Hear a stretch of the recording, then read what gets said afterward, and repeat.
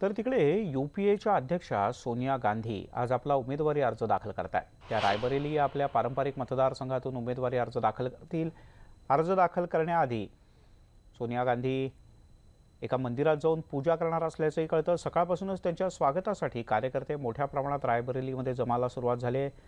तर भाजपच्या नेत्या आणि केंद्रीय मंत्री स्मृती इराणी यांनी आज अमेठीतून अर्ज दाखल करण्याचा निश्चय केला आहे। अर्ज भरण्याआधी त्यांनी आज मंदिरात पूजा अर्चा केली। प्रशांत लीला रामदास आपले प्रतिनिधी आपल्यासोबत आहेत। प्रशांत, रायबरेली आणि अमेठी एकीकडे उमेदवारी अर्ज दाखल होतोय तर दुसरीकडे मतदान, म्हणजे दुसरीकडे उमेदवारी अर्ज दाखल होतोय अमेठीत।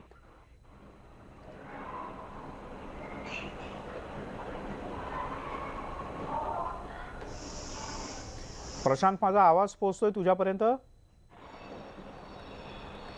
मतदानाची काय अपडेट आहे तुझ्याकडे?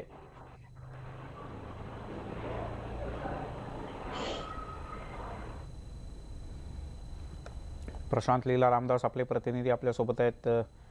ते दिल्लीतून देशभरात विविध ठिकाणी कशा प्रकारे मतदान सुरू आहे त्याची माहिती आपल्याला वारंवार देत असतात। मात्र सोनिया गांधी आज रायबरेलीमधून तर